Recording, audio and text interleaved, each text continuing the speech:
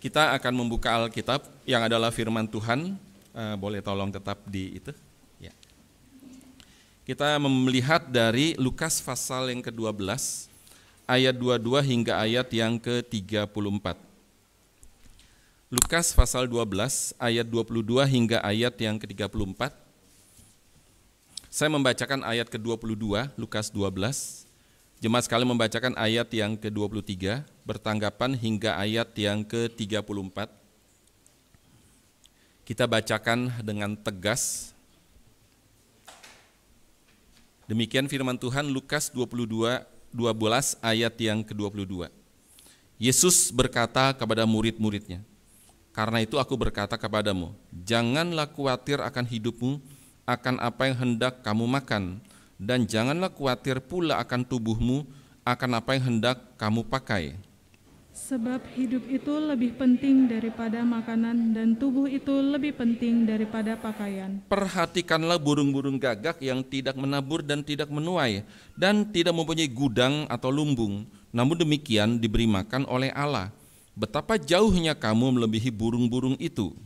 Siapakah di antara kamu yang karena kekhawatirannya dapat menambah sehasta daripada jalan hidupnya? Jadi, jikalau kamu tidak sanggup membuat barang yang paling kecil, mengapa kamu khawatir akan hal-hal lain? Perhatikanlah bunga bakung yang tidak memintal dan tidak menenun, namun aku berkata kepadamu, Salomo dalam segala kemegahannya pun tidak berpakaian seindah salah satu dari bunga itu. Jadi, jika rumput di ladang yang hari ini ada dan besok dibuang ke dalam api, demikian didandani Allah. Terlebih lagi kamu, hai orang yang kurang percaya. Jadi, janganlah kamu mempersoalkan apa yang akan kamu makan atau apa yang akan kamu minum, dan janganlah cemas hatimu. Semua itu dicari bangsa-bangsa di dunia yang tidak mengenal Allah. Akan tetapi Bapamu tahu bahwa kamu memang memerlukan semuanya. Itu. Tetapi carilah kerajaannya, maka semuanya itu akan ditambahkan juga kepadamu. Janganlah takut, hai kamu kawanan kecil, karena Bapamu telah berkenan memberikan kamu kerajaan itu. Juallah segala milikmu dan berikanlah sedekah. Buatlah bagimu pundi-pundi yang tidak dapat menjadi tua, suatu harta di sorga yang tidak akan habis, yang tidak dapat didekatkan pencuri dan yang tidak dapat dirusak ngengat. Karena di mana hartamu berada, di situ juga hatimu berada. Demikian pembacaan firman Tuhan. Saudara, dalam perikop ini lagi-lagi Tuhan Yesus memberikan pengajaran yang sangat sederhana, tetapi sangat mendalam, saudara. Tentang apa? Tentang hidup yang selalu dilanda oleh kekhawatiran. Saudara, semua orang hidup pasti punya kekhawatiran, dan tidak ada satu orang pun orang yang tidak pernah khawatir, saudara. Maka Yesus mengajar untuk tidak khawatir. Saudara, apakah kita tidak boleh khawatir, saudara? Kalau boleh, khawatir soal apa, saudara? Apakah kekhawatiran hanya milik kita, orang-orang biasa? Bukan menjadi milik orang-orang besar seperti Paulus, Petrus, Yohanes, John Calvin, John Newton, dan sebagainya, saudara. Apakah orang-orang seperti itu tidak pernah khawatir, saudara? Lalu kemudian apakah yang dimaksud oleh Yesus? Jangan khawatir soal makanan dan pakaian. Dan kemudian saudara, apakah hubungan antara jangan khawatir dengan tanggung jawab, saudara? Yang terakhir, saudara, bagaimana caranya supaya kita tidak khawatir, saudara? Dan kemudian apa yang menyebabkan kita itu seringkali khawatir? Ya apa, Bu Elsa sudah boleh turunnya? Saudara, khawatir, saudara, itu bersifat merusak. Saudara, kata yang diterjemahkan sebagai khawatir di dalam ayat 22 tadi, itu berarti saudara menjadi koyak. Kita dengar khawatir apa sih itu khawatir? Saudara, kata yang diterjemahkan menjadi khawatir saudara dalam bahasa Indonesia, itu berarti menjadi koyak. Khawatir itu. Dan di dalam ayat ke-29, berarti saudara cemas hati ya, itu berarti tercekam dalam ketegangan. Kita mesti ngerti, saudara, cemas apa sih cemas? Itu berarti tercekam di dalam ketegangan, saudara. Gambarannya seperti sebuah perahu yang terombang-ambing di tengah badai. Itu berarti cemas, saudara, tercekam di dalam ketegangan. Dan dari kata bahasa Inggris, worry, berasal dari kata, yaitu dari kata Anglo-Saxon di Inggris, saudara. Berarti mencekik. atau menahan saudara. Itu worry, mencekik atau menahan saudara. Yesus tahu bahwa murid-muridnya mempunyai kekhawatiran yang bisa membuat mereka menjadi koyak, menjadi hancur berkeping-keping. Dan Yesus tahu saudara semuanya itu.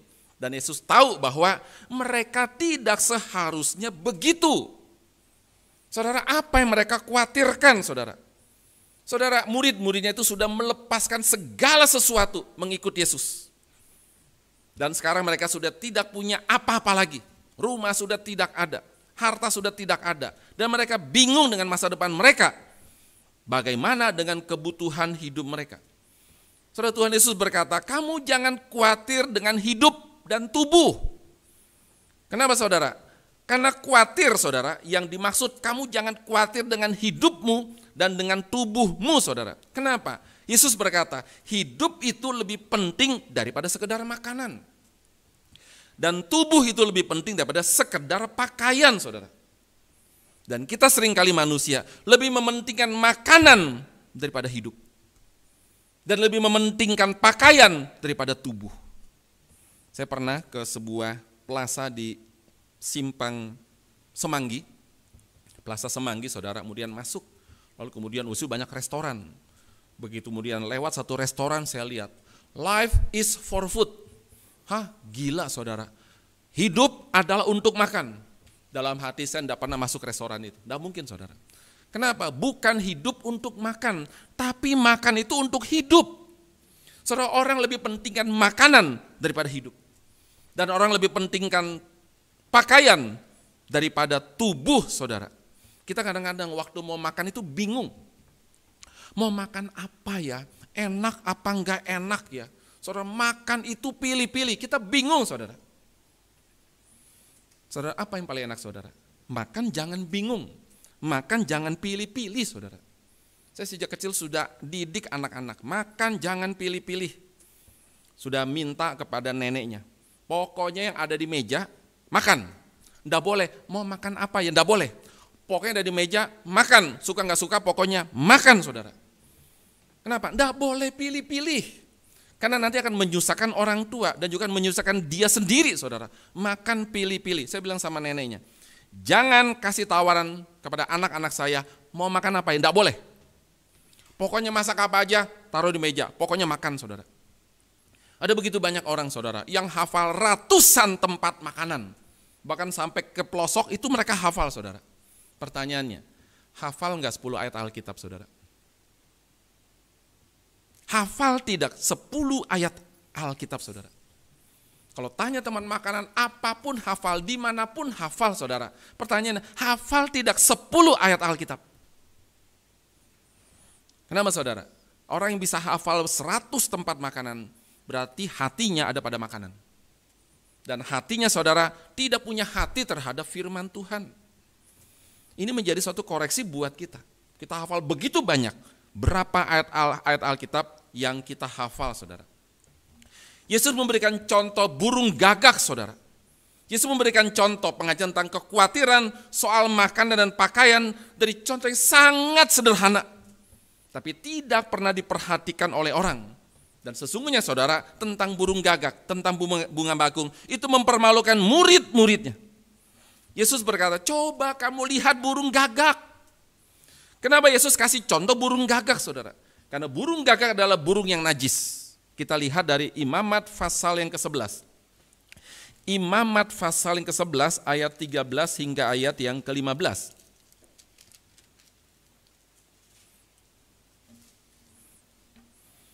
Imamat pasal ke-11 kita baca dari ayat 13 hingga ayat yang ke-15.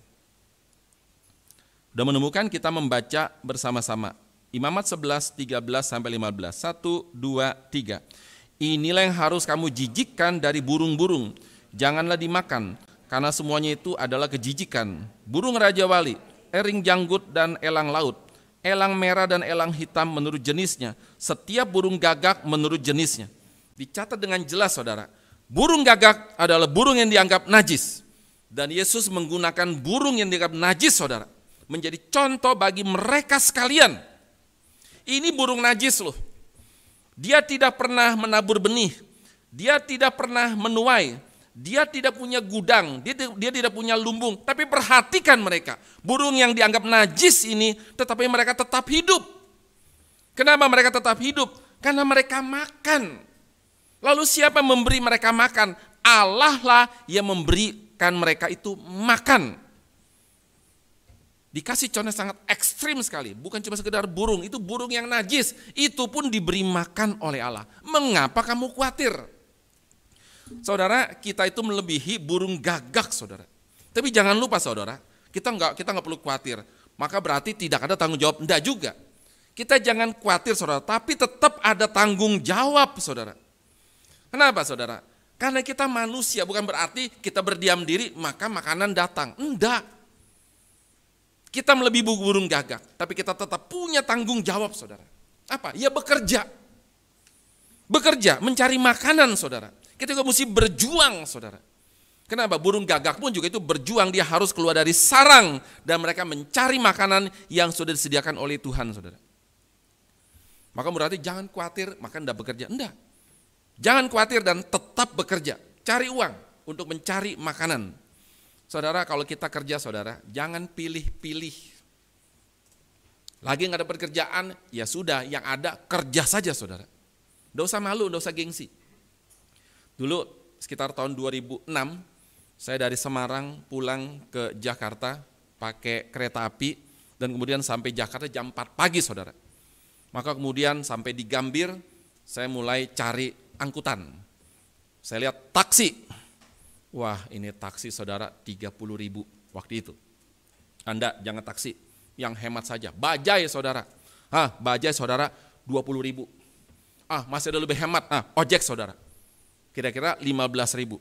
Kemudian saya naik ojek. Berapa ke Tangki? 15, oke. Jalan 15.000, saudara. Saya tanya sama dia, ini kamu pagi-pagi jam 4. Kamu sudah keluar, apa kamu gak kerja? Saya kerja, Pak. Jam berapa? Jam 8.30. Di mana? Di sebuah restoran. Lalu kemudian kenapa kamu pagi-pagi kerja? Cari tambahan, Pak. Dari jam 4 pagi sampai jam 7.30. Dia ngojek, saudara. Saya tanya, bisa dapat berapa penumpang? 4 atau 5? 4 atau 5? Saudara, kalau satu orang saja 10.000. 4, saudara, 40.000. 5, 50.000. Itu kalau 10.000. Kalau 15.000 berarti 75.000. Oh, besar sekali. Dan kemudian, saudara, saya sangat terkesan sama dia. Akhirnya, saudara, saya kasih dia ongkos taksi. 30.000, saudara. Tadi hemat-hemat, jangan naik taksi, kata 30.000. Ojek 15.000. Waduh, terkesan, saudara, saya kasih kamu 30.000. Sama dengan ongkos taksi, saudara. Jangan gengsi-gengsi, saudara. Kerja, saudara. Tanggung jawab. Cari makan, saudara. Bukan berarti, enak-enak ya, nanti Tuhan pasti akan sediakan. Tidak mungkin, saudara. Saudara, Yesus berkata, siapa yang karena kekhawatirannya dapat menambah sehasta pada jalan hidupnya. Apa artinya? Semudah itu, saudara. Apa? Kekhawatiran itu tidak mungkin menambah umur. Tidak mungkin, saudara. Yang mungkin adalah itu memperpendek umur, saudara. Khawatir ini, khawatir itu memperpendek umur, saudara. Dan kekhawatiran pasti tidak menguatkan, itu malah melemahkan, saudara. Dan kekhawatiran juga itu tidak membuat sehat, itu malah membuat orang sakit dan memperpendek umur. Di Amerika pernah terjadi, saudara, seorang kakek-kakek umur 82 tahun meninggal. Kenapa? Karena kecelakaan. Waktu mengemudikan mobil. Nah, kalau meninggal karena kecelakaan maka mesti diotopsi. Maka kemudian dokter mau otopsi dan sangat terkejut sekali. Kenapa? Seharusnya kakek ini sudah harusnya mati, saudara, 30 tahun yang lalu. Kenapa? Waktu diotopsi ternyata dia mengidap berbagai penyakit. Dan yang paling parah adalah dia mengidap kanker hati, saudara. Waktu dibongkar dia bingung, masih hidup 82, mestinya sudah mati 30 tahun yang lalu. Maka dia penasaran. Dia datang ke rumah kakek itu dan kemudian tanya kepada keluarganya. Dan kemudian, saudara, apa jawaban keluarganya? Begini, kakek saya ini selama dia hidup itu tidak pernah khawatir soal apapun juga. Dibilang hidup kerohaniannya sangat baik sekali. Dia sangat rajin baca Alkitab. Dia sangat rajin berdoa. Maka, saudara, si kakek itu begitu sangat kaya dengan pengertian. Dan hidupnya, saudara, itu selalu bergantung penuh kepada Tuhan. Maka hidupnya sangat ringan sekali. Dan hidupnya, kata anaknya, penuh dengan sukacita. Dan dia sangat tahu bahwa terlalu banyak hal yang tidak perlu dia khawatirkan. Kenapa saudara? Karena khawatir itu mengoyak hidup. Tadi sudah bilang, khawatir saudara itu mengoyak saudara. Mengoyak hidup dan memperpendek umur saudara. Maka kemudian dia meninggal bukan karena penyakitnya, tapi karena ditabrak oleh truk saudara. Karena bisa umur panjang saudara. Padahal begitu banyak penyakit. Karena dia tidak khawatir soal apapun juga. Dia begitu bergantung penuh kepada Tuhan. Dan hidupnya sangat ringan sekali saudara. Dan kemudian Tuhan Yesus memberikan contoh yang lebih sederhana lagi. Tadi burung gagak, agak rumit. Sekarang lebih sederhana, bunga bakung saudara. Mirip seperti bunga lili, mirip saudara.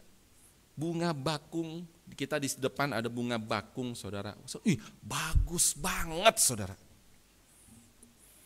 Dan kemudian saudara coba kita pikir baik-baik saudara. Apakah ada gaun pengantin yang paling bagus, yang lebih bagus daripada bunga bakung saudara?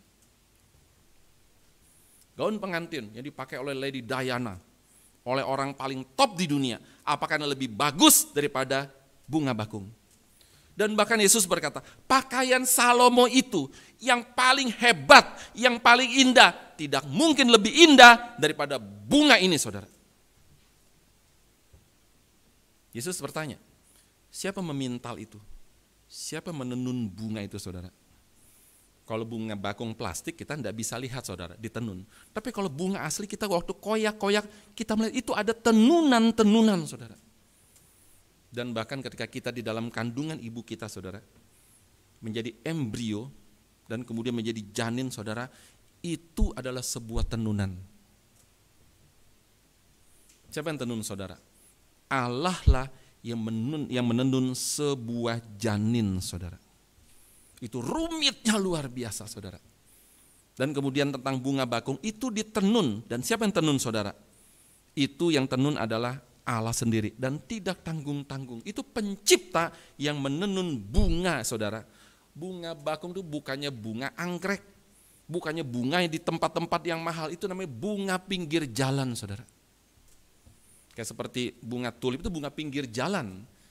Tapi indahnya luar biasa. Siapa yang tenun?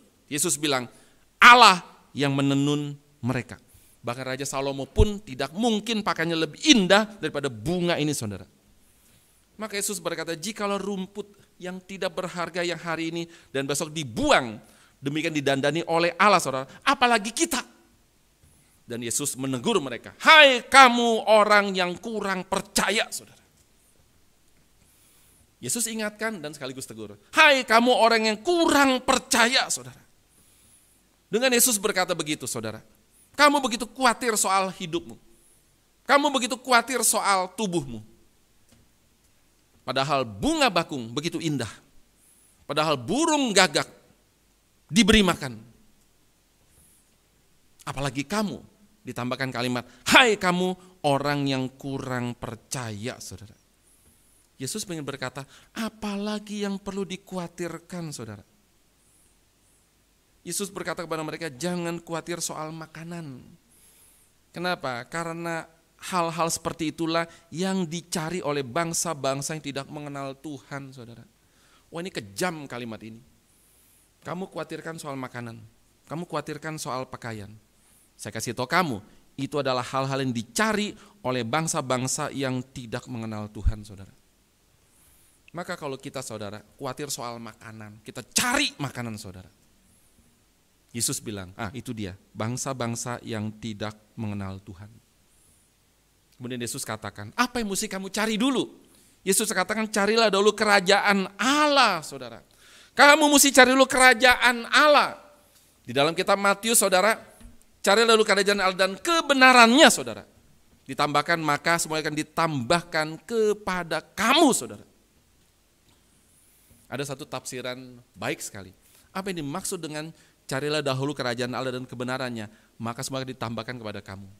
Artinya saudara, kalau kita sudah mendapatkan kerajaan Allah, yang lain tidak perlu saudara. Mirip seperti Mazmur 23. Tuhan gembalaku, takkan kekurangan aku. The Lord is my shepherd, and I shall not be in want. Tuhan adalah gembalaku, aku tidak perlu yang lain saudara. Kenapa? Karena di tangan gembala saudara, kita tidak perlu apa-apa lagi. Kenapa? Karena pasti akan dicukupkan. Waktu kita dalam keadaan yang menegangkan pasti akan dijaga oleh gembala, saudara. Pada waktu kita kekurangan makanan pasti akan dipimpin oleh gembala kepada padang rumput yang hijau, saudara. Dan pada waktu kita dalam lembah kekelaman, Pemazmur mencatat, saudara, aku tidak takut bahaya. Di dalam Mazmur 23 ada satu orang bernama Martin Buber. Dia berkata satu kalimat, saudara, namanya I and thou relationship. Saya dan dia. Relasi antara saya dan kamu, bukan dia, saudara. Saya dan kamu. Di dalam ayat 1, 2, 3, saudara, waktu bicara, saya, dia, Tuhan adalah gembalaku, takkan kekurangan aku. Dia membaringkan aku di padang berumput hijau. Dia menuntun aku dalam air yang tenang. Dia, saudara, dia.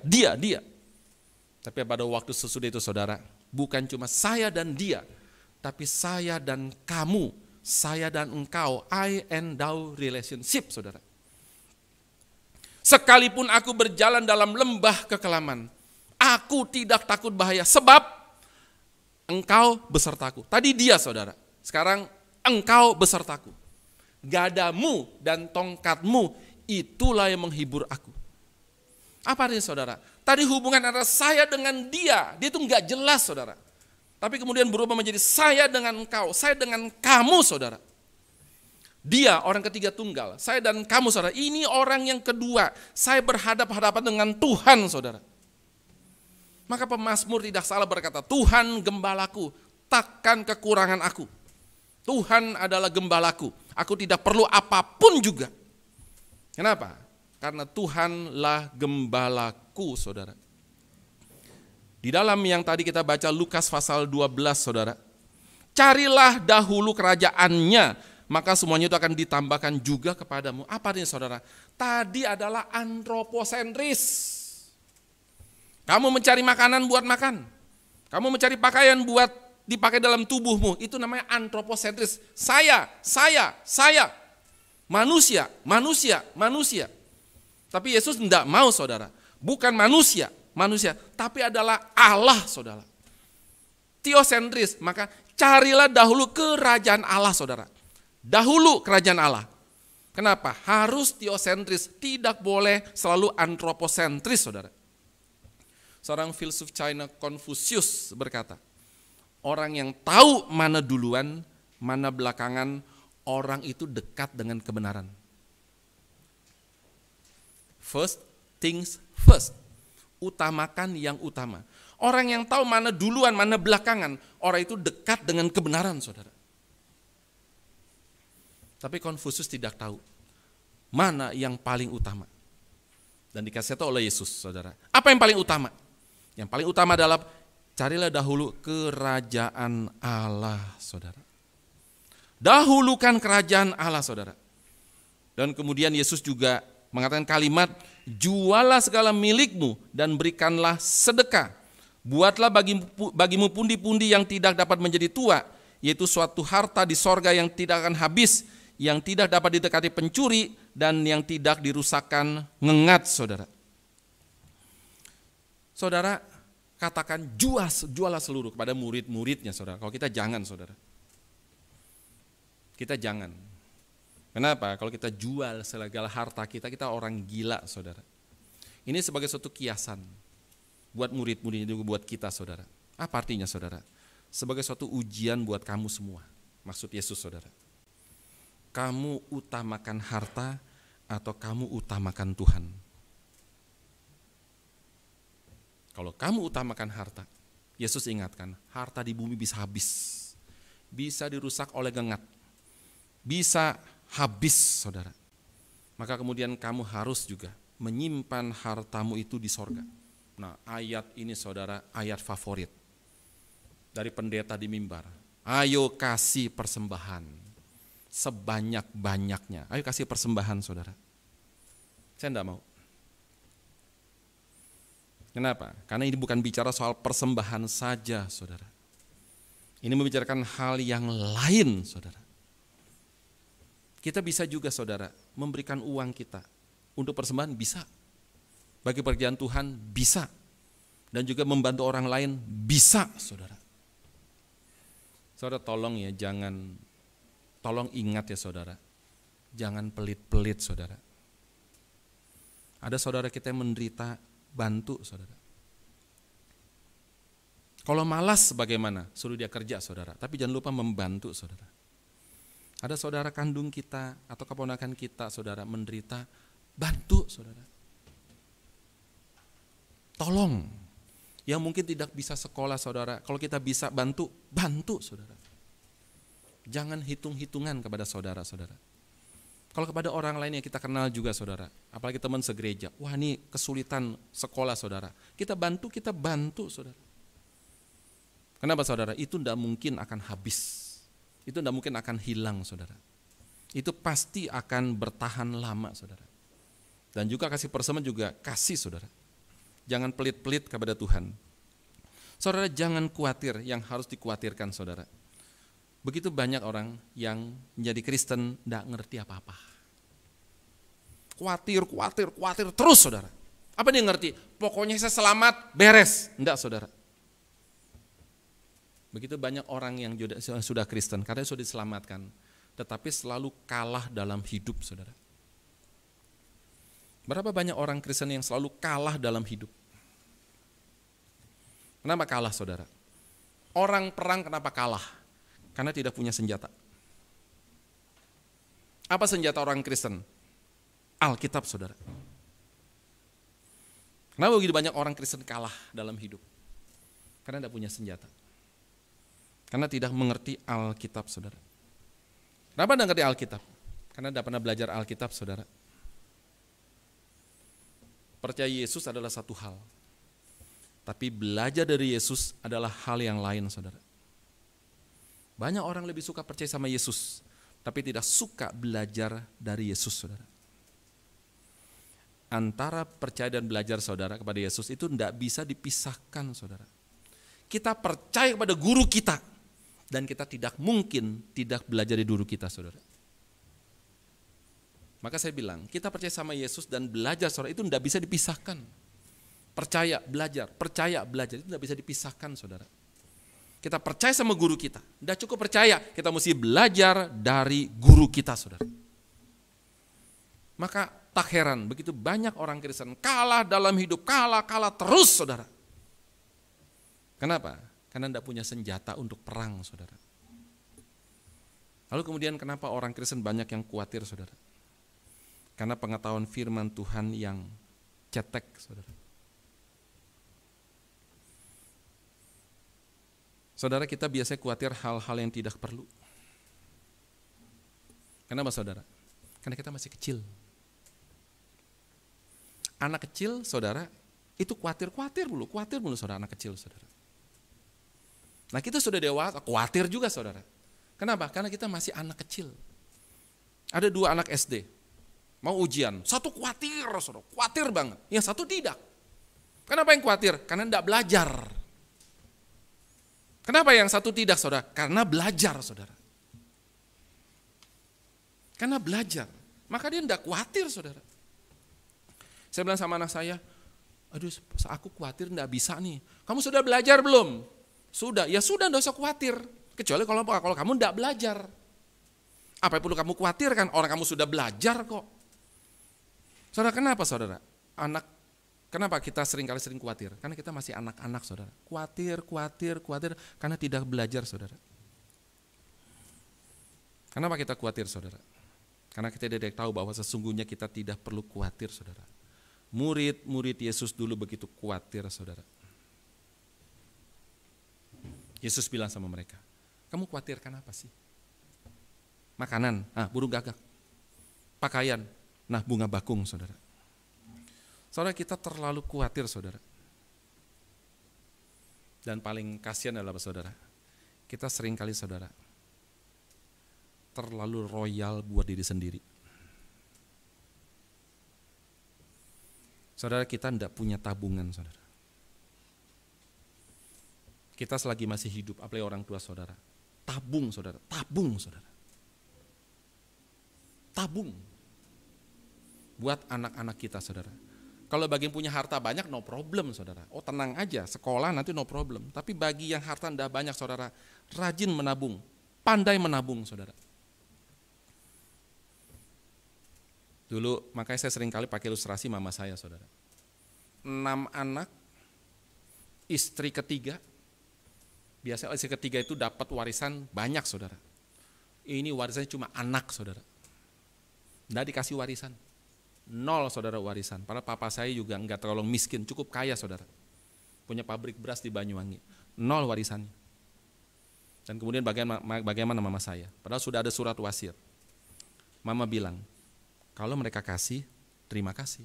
Enggak dikasih, enggak boleh marah. Kenapa? Mereka kerja mati-matian, kita enggak kerja. Waktu mendirikan pabrik, kita enggak kerja. Jadi dikasih, terima kasih. Enggak dikasih, enggak usah marah, saudara. Maka bagaimana, saudara mama? Kerja! Wah, itu enggak tanggung-tanggung kerjanya, saudara. Itu ampun-ampun kerjanya, saudara. Pagi-pagi dia mesti berdagang baju. Dulu dia mulai dari waktu papa saya masih hidup. Papa sama mama beda umur, enggak tanggung-tanggung, 34 tahun, saudara. Soekarno sama Dewi Soekarno 32 tahun. Papa saya sama mama 34 tahun, saudara. Papa sudah tua, mama masih anak-anak, 17 tahun dinikahin, saudara. Maka kemudian dia lihat, waduh, kalau misalnya suaminya makin tua, umurnya tidak panjang lagi kalau begitu. Maka dia mesti pikir, cari uang, saudara. Bagaimana, saudara? Dia pikir keras. Dia mesti berdagang, saudara. Dagang apa? Dia mesti berdagang, kemudian dia pikir, oh, dagang baju-baju pakaian dalam. Dan kemudian, saudara, dari mana uangnya, saudara? Angpau anak-anak tiap tahun, saudara, diambil. Buat modal dagang, saudara. Dia mulai belanja ke pasar pagi, lalu kemudian beli baju-baju dalam. Kemudian dia lihat tempat dulu, saudara, mana bisa berjualan. Di pasar pecah kulit. Dia lihat ada satu tempat kosong, kaki 5, saudara. Panas kepanasan, hujan kehujanan. Percaya enggak percaya, saudara? Bisa hidupkan 6 anak, 5 jadi sarjana semua, saudara. Pedagang kaki 5. Kenapa bisa begitu, saudara? Pertama, dia sangat ramah sekali. Jualnya barangnya murah-murah, saudara. Untungnya tidak terlalu besar. Sangat ramah sekali, saudara. Ada orang yang bongkar-bongkar baju, dia tidak marah. Banyak pedagang, saudara, dibuka bajunya, marah-marah. Beli tidak beli, jangan buka. Kalau dia, saudara, silakan buka, tidak apa-apa, saudara. Maka saya ikut-ikutan. Jadi waktu misalnya ada orang beli baju, kaos dalam, kemudian dibuka, seret. Kemudian buka lagi nomor 34, 36, 38, buka lagi, saudara. Saya tidak marah. Lalu kemudian belanja kain sarung, saudara. Itu kain seperti yang kain buat gendong anak. Itu bukanya susah, saudara. Buka, silakan buka, tidak apa-apa. Saya tidak marah, saudara. Maka orang yang belanja bilang, orang ini ramah sekali. Kita belanja, tidak marah, dibuka-buka, tidak marah, saudara. Maka apa? Maka pasti belanja, saudara. Kenapa saya tidak marah? Karena saya bisa membereskan kain, saudara, secepat kilat. Cepat sekali saya bereskan, karena sudah terlatih. Bereskan baju secepat kilat, saudara. Maka celakanya, saudara, kalau saya belanja pergi ke Matahari, saudara, dan buka-buka baju, tidak enak hati saya. Kenapa? Saya bereskan sendiri lagi, saudara. Kata mbahnya, "Dah apa-apa, Pak." "Ndak, saya tidak enak hati." Lalu kemudian, "Dah apa-apa, ndak, saya bereskan rapi sekali, saudara." Kenapa? Karena sudah terbiasa. Hidupnya sangat hemat sekali. Yang kedua, saudara, jualannya sangat ramah sekali. Maka jualnya ramai, saudara. Dan kemudian pelan-pelan bisa sewa toko. Dan kemudian pelan-pelan bisa beli toko 2,5 kali 2,5. Kecil, saudara. Bisa menghidupkan 6 anak tanpa warisan. Pertama, hidup hemat-hemat, saudara. Sekolah tidak pernah 1 kali pun terlambat bayar uang sekolah, saudara. Tanggal 1 pasti ada uang sekolah, saudara. Kenapa? Dia hitung-hitung semuanya. Uang sekolah berapa, uang makan berapa, ini berapa, dihitung semua, saudara. Dan tidak pernah 1 kali pun terlambat membayar uang sekolah, saudara. Maka saya belajar dari mama saya, saudara. Bagaimana hidup hemat-hemat, makan tidak rewel-rewel, saudara. Apapun yang dikasih, pokoknya makan, saudara. Begitu banyak orang ya, kalau misalnya makan susah. Masuk rumah sakit jadi neraka, saudara. Kenapa? Enggak enak makanannya. Tidak bisa, saudara. Saya bersyukur ya, dulu waktu saya terkena tetanus, sudah menggigil, sudah bungkuk, sudah kaku, saudara. Bisa hidup, semua karena anugerah Tuhan. Yang kedua saudara, Tuhan apa? Tuhan kasih anugerah kepada saya, makan apapun gampang saudara. Maka waktu di rumah makan itu saudara, cari daging seminggu sekali. Itu pun saudara udang rebon. Yang kecil-kecil murah, pokoknya daging saudara. Lalu kemudian telur saudara. Ketemu ayam seminggu sekali saudara. Itu pun dibagi-bagi. Masuk rumah sakit, buset, ayam, telur, kacang ijo saudara. Waktu saya makan, ini makanan besar ini bagi saya saudara. Maka saya makan habis. Kemudian sebelah saya saudara, pasien tadi makan. Saya waktu masih SMP 2. Saya nengok-nengok makanannya. Kemudian dia nengok saya. Dia tanya, mau? Mau? Anak kecil saudara SMP 2. Gak pernah makan enak. Makan rumah sakit dianggap enak. Mau? Mau? Buat kamulah katanya. Saudara saya makan 2 porsi saudara. Bagaimana enggak kuat saudara. Maka kemudian akhirnya saya bisa mengalahkan penyakit tetanus. Saudara, jangan khawatir. Tetapi juga saudara, belajar saudara. Hidup hemat. Kenapa? Pasti bisa saudara. Tidak mungkin tidak bisa saudara. Dan kemudian saudara, Tuhan Yesus juga, dia adalah Tuhan saudara. Apakah dia tidak pernah khawatir saudara? Dia khawatir saudara. Matius 26 itu khawatir luar biasa. Sampai saudara berkata, dia seperti mau mati rasanya saudara. Loh, dia bilang ngajar jangan khawatir. Kenapa dia sendiri khawatir? Khawatirnya beda kelas saudara. Yang satu karena soal makanan, soal minuman, soal pakaian saudara. Yang ini berbicara soal keselamatan saudara. Maka pada waktu di Taman Getsemani saudara, dia begitu khawatir. Kenapa? Dia mesti menanggung dosa-dosa kita sekalian. Yang bukan menjadi tanggung jawab dia saudara. Dan kemudian kenapa dia begitu khawatir saudara? Demi menanggung dosa kita, dia mesti berpisah dengan Allah saudara. Apakah neraka itu saudara? Neraka bukan cuma bakar-bakar saudara, barbecue bukan. Tapi neraka adalah saudara itu berpisah sampai selama-lamanya dengan Sang Pencipta saudara. Yesus dan Bapa adalah satu, artinya tak terpisahkan saudara. Tapi kemudian saudara, dia harus terpisah saudara. Demi siapa? Demi kita. Maka kemudian dia berkata saudara di dalam doanya, Bapa, jikalau sekiranya mungkin, singkirkan cawan ini lalu daripadaku.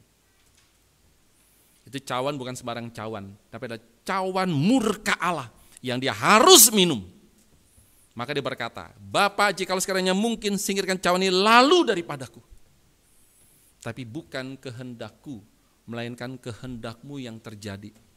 Di dalam Injil Markus saudara, Yesus berkata, jikalau mungkin, biarlah saat ini lalu daripadaku. Kenapa saudara? Ini saat yang paling genting buat Yesus. Kalau boleh saat ini lalu daripadaku. Kalau boleh saat ini tidak terjadi padaku. Saat ini jangan saudara. Kalau perlu lalu cepat-cepat segera. Tapi kemudian Yesus berkata, bukan kehendakmu, tetapi biarlah bukan kehendakku, tapi kehendakmu yang terjadi saudara. Khawatirnya beda kualitas saudara. Kita biasa khawatir soal makanan, minuman, masa depan saudara. Yang terakhir saudara, pernahkah kita khawatir hal-hal yang lain? Pernahkah kita khawatir saudara? Bukan soal makanan, minuman, pakaian. Pernahkah kita khawatir saudara? Miskin. Bukan miskin harta saudara, tapi miskin firman Tuhan saudara. Pernahkah tidak ya kita khawatir miskin firman Tuhan saudara?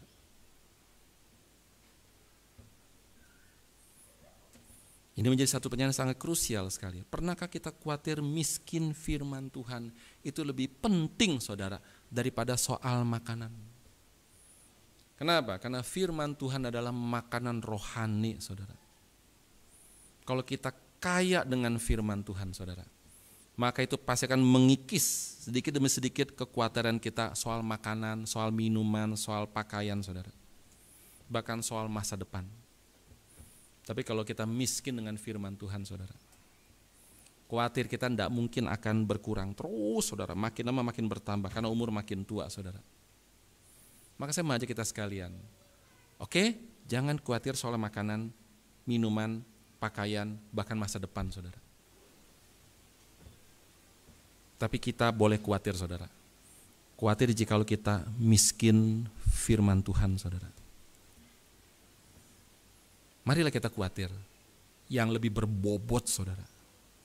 Namanya khawatir miskin firman Tuhan, saudara. Itu khawatir yang sangat Tuhan berkati, saudara.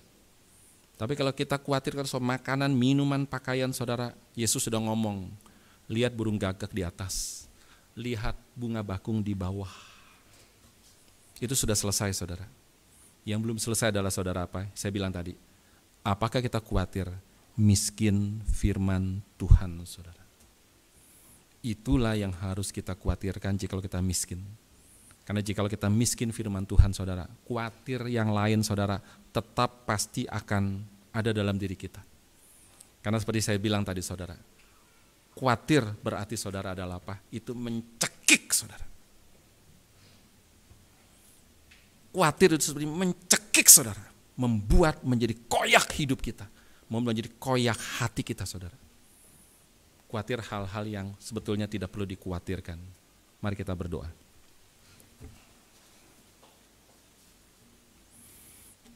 Tuhan Bapa di dalam surga, ampunilah kami jikalau kami seringkali mengkhawatirkan hal-hal yang bahkan sudah tidak perlu lagi kami khawatirkan.